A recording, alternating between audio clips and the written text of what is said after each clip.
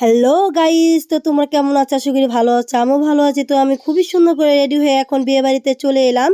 তো এসে খুবই সুন্দর একটা চিত্র দেখলাম, খুবই সুন্দর হয়েছে জায়গাটা, আমাদের সুন্দর করে আর্টিস্ট করেছে। আর ওইদিকে আমি এখন স্টেজে খাওয়ার স্টেজের ওইখানে চলে গেলাম, ওইখানে খুবই সুন্দর করে গুছিয়েছে। তো এদিকে একটা সুন্দর ব্যাপার হচ্ছে, এদিকে তো খাওয়া দাওয়ার জন্য ওইখান থেকে লোক ওরা নিজেরা আসে। তো ওরা নিজেরা এসে বলবে আমাদের একটি করে গামছা আর একটি করে গেঞ্জি দিবে। তো সেগুলো পরে ওরা সবাইকে পরিবেশন করবে, আর এই জিনিসটা আমার খুবই ভালো লাগছে। আর ওরা শুধু সেই উপলক্ষে ওরা শুধু খাওয়া দাওয়া করে যাবে, এই হলো ওইখানকার নিয়ম। তো যাই হোক, খুবই ভালো লাগলো। আর এদিকে জামাই বরযাত্রী চলে আসতেছে, আমি এখন গেটের ওইখানে যাব। তো ওইখানে যাওয়ার আগে আমি আবার কিছু সেলফি তুলে নিলাম দিদির সাথে, তো স্মৃতির সাথে, সবার সাথে কিছু সেলফি তুলবো এখন। তো সেলফি টেলফি তুলে আবার আমরা এখন চলে যাব ওইখানে মেয়েদের অনেক নিয়ম, তো অনেক নিয়মগুলা তোমাদের সাথে আমি শেয়ার করার চেষ্টা করব। তো যাই হোক বন্ধুরা, আমার শরীরটা খুবই খারাপ অসুস্থ, আমি অসুস্থর কারণে তোমাদের আমি এই ভিডিওটা দিতে পারলাম না, তো একটু দেরি হলো আমার। তো যাই হোক, আর এদিকে খুবই সুন্দর করে ফুল দিয়ে সাজিয়েছি, এখন এই ফুল দিয়ে বরণ করে আনবে।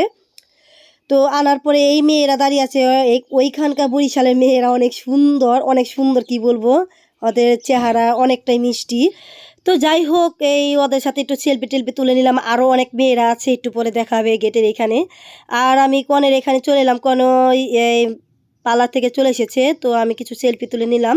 আর এদিকে বরণকোলা দিয়ে সব কিছু দিয়ে সাজাচ্ছে, তো স্টেজে নিবে। আর আমি আরও কিছু সেলফি তুলে নিলাম, তো একা কিছু সেলফি তুললাম। তো কেমন হয়েছে তোমরা অবশ্যই কমেন্ট করে বলবে। আর দিদির সাথে আর একটা সেলফি নিলাম। আর এখানে সবাই আছে, উর্মিলা আছে, দিদি আছে, স্মৃতি আছে, আমরা সবাই আছি। আর সবাই একটু হাই দিচ্ছি, তো একটু বসলাম আর কিছু সেলফি তুলছি। আর আমি জানি না ভিডিওটা কে করেছে। তো যাই হোক, এদিকে মিষ্টি দিয়ে সাজিয়েছে, তো এখানে দান্দুবলা দিয়েছে, সাথে পান দিয়েছে, ওইখানে নিয়ম পান দিতে হয়, তো পানের ভিতরে অনেক কিছুই দিয়েছে।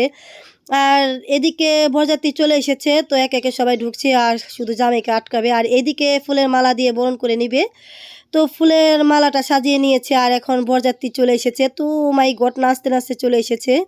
আর এদিকে কি নিয়ম দেখতেই পারছো, তো এদিকে হারমোনি দিয়ে গান গিয়ে তারপরে জামাইকে বরণ করা, আর জামাইকে অনেক কিছু জিজ্ঞাসা করে, তো এইসব জিজ্ঞাসাবাদ এখন আমরা করি না। তো যাই হোক, একে সবাই ভিতরে ঢুকছে, তো এখন জামাই ঢুকবে ভিতরে। তো ভিতরে ঢুকে বললো এখন স্টেজে, ডাইরেক্ট স্টেজের বিয়ের স্টেজে বসবে এখন। তো এখন বিয়ের অনেক নিয়ম কারণ আছে, সেগুলো হবে। তো যাই হোক বন্ধুরা, তোমাদের আমি বলে রাখি, তো এইখানে বিয়ের নিয়মটা একটু অন্য ধরনের। তো নিয়মটা অন্য ধরনের বলতে, এখানে আমাদের তুলনায় এখানে বিয়ের কোনো মিলই নাই, তো অনেকটা আলাদা।